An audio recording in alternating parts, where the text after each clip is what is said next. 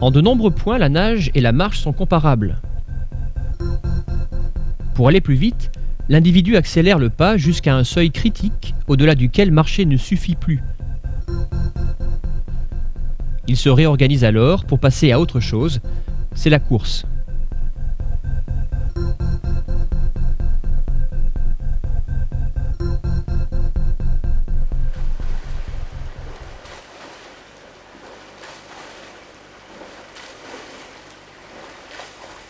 L'augmentation de la vitesse de nage oblige le nageur à se réorganiser en fonction des paliers de vitesse qu'il franchit.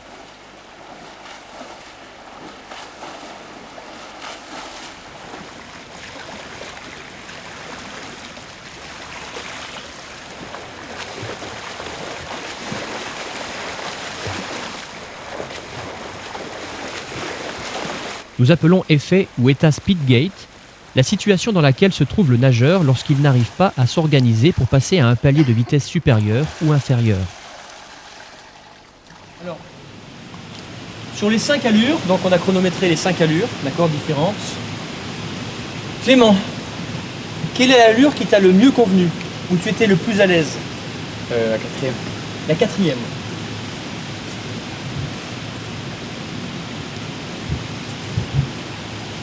Mathieu, sur ces 5 allures, dans laquelle tu étais le plus à l'aise?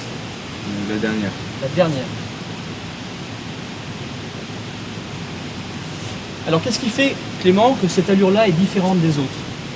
Ben, j'avais une meilleure coordination bras-jambes.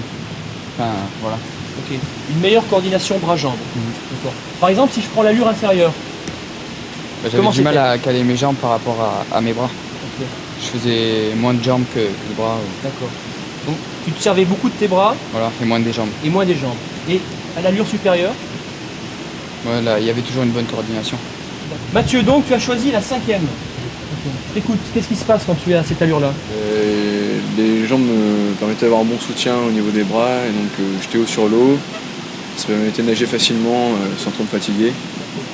Par rapport à l'allure 4 par exemple où les jambes là forçaient beaucoup par rapport aux bras et je m'enfonçais dans l'eau et j'étais moins à l'aise. Okay. Donc ce qui vous fait choisir instinctivement une allure plutôt qu'une autre, apparemment, c'est le mariage bras-jambes à chaque fois, hein, pour tous les deux, hein, soit en papillon Clément ou en dos pour Mathieu. En fait, on retrouve la même chose pour tous les deux, c'est-à-dire coordination bras-jambes que vous arrivez à paramétrer donc sur l'allure 4 pour toi et sur cette 5e allure pour Mathieu, c'est bien ça? Ok, très bien. Ça marche. Ça a une échelle de 0 à 10. 10, c'est ta vitesse maximale en crawl. 0, pas de vitesse, on est sur place. Un protocole de kinésiologie sportive rend possible la localisation d'éventuels états speedgate, Allure 3, autrement dit l'identification de zones de vitesse posant problème aux nageurs de haut niveau. d'accord. Allure 6. Ok. T'imagines allure 7. Ah, changement ici, ok. Donc tu vois ici à l'allure 7, il y a un changement de la réponse. Qu'est-ce qui se passe quand tu nages à allure 7? Bah, en fait, je suis entre deux allures, entre l'allure 6 et 8, donc je sais pas exactement comment nager. D'accord. Ça te pose problème cette vitesse-là? Ouais. Ok. Par rapport à quoi? À quel élément de ta nage au niveau technique? Au niveau des bras, j'arrive pas à accélérer, enfin je sais pas s'il faut que j'accélère ou D'accord. que je nage normalement. En fait, t'es un peu perdu. Ouais. À cette allure, tu sais Oui. pas comment est-ce qu'il faudrait nager, Ouais. c'est ça? Ok. Et à l'inverse, allure 10, Bah, c'est un fond, donc c'est clair pour toi. Ouais. Ok. Donc on note cette allure 7. Très bien.